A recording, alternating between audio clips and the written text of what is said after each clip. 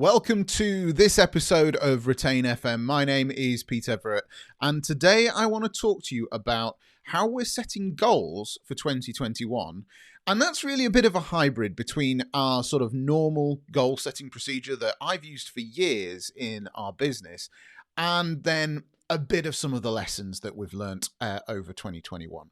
So if I can just dive straight in, our normal model works around a very basic premise, and it's something that we do almost week in, week out, really. We're thinking about our goals, but there's a method by which we plan them. So I'll run through that first, and then we'll look at how things have changed a little. So the first thing is we all need to have a big picture understanding of what it is that success looks like for us.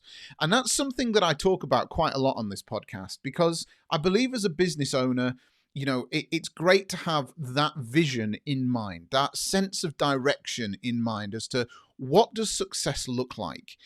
As an entrepreneur, you know, I have things that I want to achieve, but a large part of what I do is really enjoying and engaging with the journey of getting there.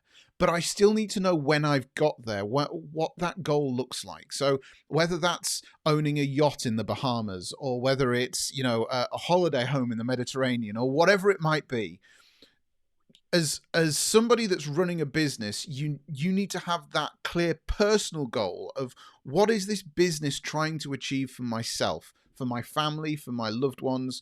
Is it financial freedom? Is it geographical freedom? It could be anything, because at the end of the day, it's your business. So that is what is important to you. And I have a list of 4 or 5 things that I want this business to do for me and my family. And that is what I'm striving for. So I know what that success looks like. I then have that sort of broken down into a plan. So I have a time frame by which I want to have achieved that. And then I've kind of broken that in broad brushstrokes down into a time frame. And then what I'm doing for my goals, my annual goals, is really looking at the next 3 years. So there's a bit of a tip. My sort of life family goal is more than 3 years away. So I'm then looking at the next 3 years to make sure that we're on course. And of course, last year I looked at the next 3 years, and we're now a year sort of further on. So I've already got the plan that I had in place for the next 2 years, and I'm adding a year onto that and making sure that fits in the context of my big picture success story.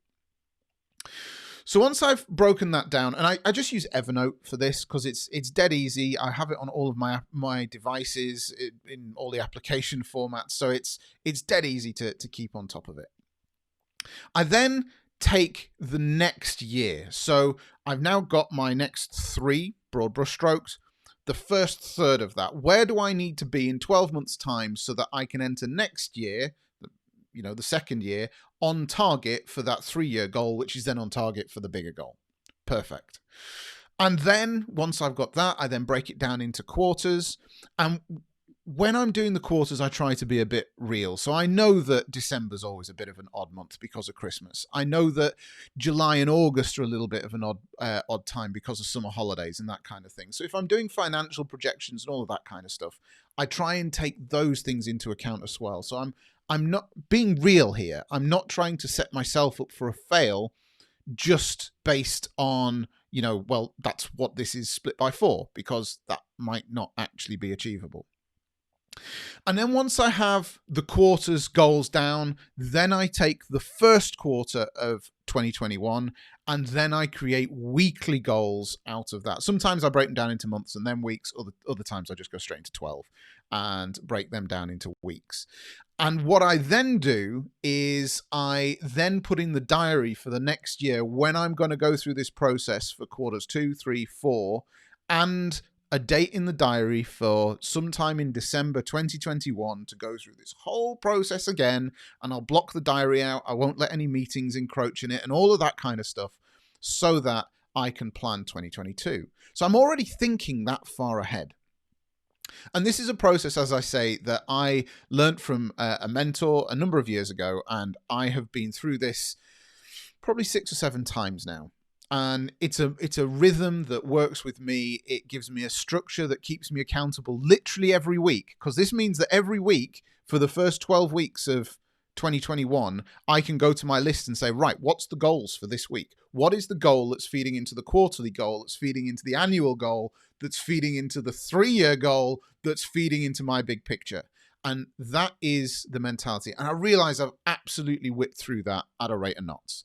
I have spoken through this before on the podcast. If you check out peteverett.com/080, then I go into that process in a lot more detail. The reason I've whipped through all of that is because, looking back at 2020, it's not been a normal year. So how do I apply my normal approach of goal setting to 2020 and then into 2021 with all of this uncertainty in the world, particularly in the UK, because that's the biggest market that I serve, but globally, how do we possibly do that? So if I just pause here for a moment and look back at 2020 and what's happened in my agency, then I can see that there's 3 big themes that have come out. The first is that, I'll be perfectly honest with you, in 2020, my agency has been a little bit down on turnover. Nothing catastrophic, nothing to sort of worry about, nothing to write home about, nothing that we couldn't afford. We essentially lost a month of turnover through the year of 2020, so about 8%, give or take. However, because of the way that things changed and the way that staff were put on furlough and how we could cut expenses and all of that kind of stuff, we were actually about 40% up on profit. So whilst we've been slightly down on turnover, and turnover has been one of the biggest metrics that we have looked at in our goal setting and in our business development, we obviously we've checked up on profit, but we've been far more acutely aware of profit throughout 2020, and that's something that we're definitely going to be taking into 2021 as one of our key success factors. So although, as I said, we were slightly down on turnover, the reality is we've actually got more cash in the bank right now than we did this time last year because we've been more profitable. So that's the second thing that we've taken away. And the third thing that I want to take away from this year is that because of that profitability, we've been in a really privileged position to actually help businesses and help business owners throughout 2020 by offering either cut rate or even in certain circumstances free work to people in order to help their businesses survive through the pandemic. And that might be because they have a business that's never really operated online before, or it might be that they've never really sold online. They've used their web presence as a bit of a brochure or a lead magnet, essentially, and they've not actually sold product online before. Or it might be that they've just had to completely transform their way of doing business in order to survive. They've taken on new product ranges. They've decided to run virtual events. There's a whole host of things that people have done.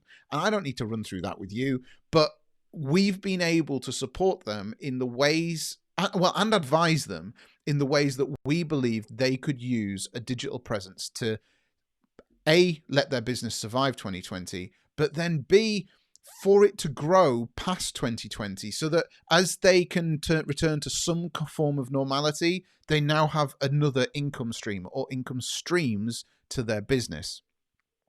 So they're the 3 big things that I want to take away from 2020. The sort of the unimportance of turnover, reinforcing that, but putting that into the context of profit. And then thirdly, that position of help. That also gives us a bit of a challenge because as a business, as we enter 2021, we've got maybe a slightly more diluted client base than we've had for a number of years. We've spent so many years niching down or niching down our client avatar. This is the person that we serve, and these are the problems that we solve. And instead, we've now got this kind of mishmash of clients that maybe don't fit that model exactly, but we are still there as their trusted advisor. We're still there as their preferred supplier. And we need to make sure that we're serving them and educating them and nurturing them because they're now starting to experience parts of business that they've maybe never even contemplated before. And that's really exciting, but obviously provides a bit of a challenge to us as a business. So how does that affect us as we move into 2021? Well, the first thing is that unfortunately, we can't keep on giving work away forever or offering those cut price rates all the time. So we need to educate our clients. We need to offer things in a way that's in a scalable format. We can't, on the same note, we can't offer free work. We also can't go from charging a lower rate to full rate in one fell swoop. So there's going to be a journey that we're going to need to travel through with our clients with that. But we're working on the premise, as we've done all the time in the past, which is that our client's success is our success. So as our clients grow, then our services to those clients can grow, our fees to those clients can grow, and the whole thing then becomes a self-fulfilling kind of circle of juicy goodness, I suppose.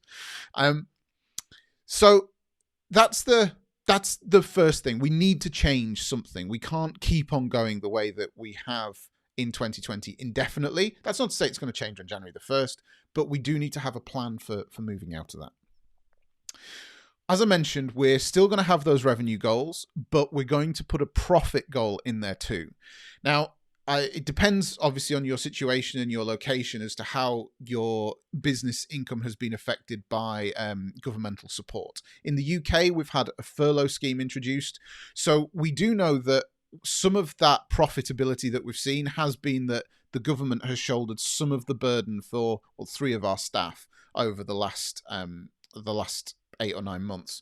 And we know that that's not going to continue forever. In the UK, that's planned to continue till March 2021, but that isn't going to continue forever. So we can't just take the profit figure that we have and move forward, because we are going to start incurring additional costs sort of back on us because certain help is going to end.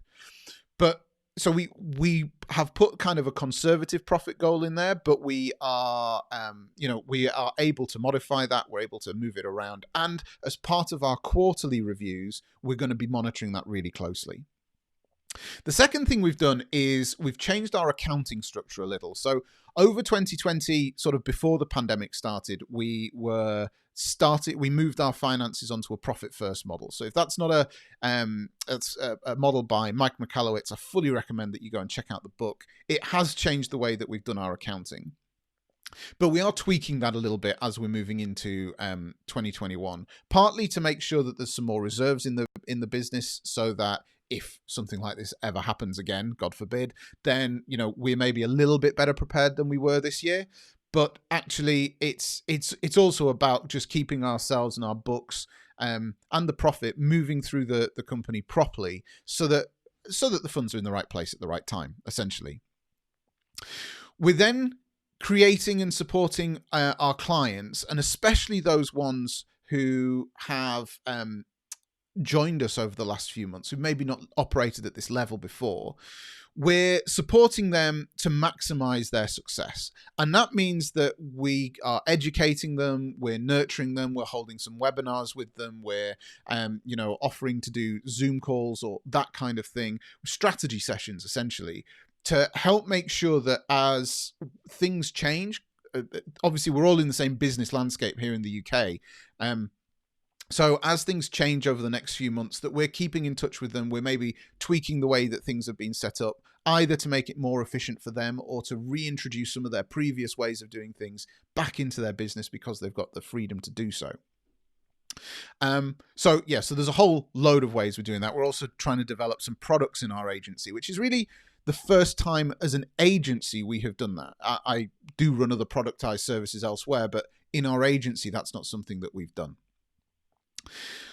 We've also committed to honing our processes even further. Now, that's something that we have majored down on in 2020 because, as I mentioned, some staff went on furlough.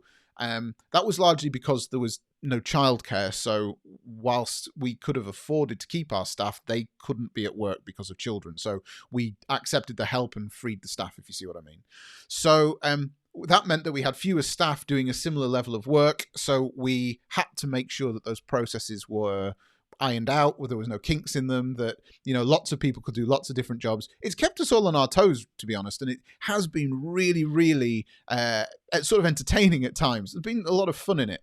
Obviously, we don't want to do it year on year, but that is, you need to look back and find some positives, right? So 2021, we're committed to honing those processes even further so that we can become more slick and more efficient, because that's going to help that profitability metric that we're talking about. And then the final thing that we're working on for 2020, that we're putting into our goals for next year, is accountability to each other as a work family. And I think this is something that maybe gets overlooked a little. And as people are getting a bit weary of the world that we now live in and the extra loops that we're having to jump through and all of that kind of stuff, at the end of the day, when we boil it all down, we are still a team of people, and we're people with needs, with challenges, with feelings, with difficulties, with all of that kind of baggage, all of that stuff that just comes with being a human. And we're going to put that into our goals for 2021 as well, that we're not just going to be a business that succeeds, but that together we're going to be a group, a work family of people that succeeds and helps those that we come into contact with. So I hope that's sort of put a bit of our context for our goal setting for 2021 in place. I'd love to know how you're setting your goals for next year, whether any of this rambling has been useful to you. So please feel free to either hop on my website at peteeverett.com or jump into our social media group, our Facebook group at peteeverett.com/group. We'll send you straight on over to the Retain FM group. And all that bids me now is for me to wish you a very, very happy Christmas and New Year and a very prosperous 2021. I'm delighted to be sharing this journey with you, and I can't wait to see you on the other side. See you soon.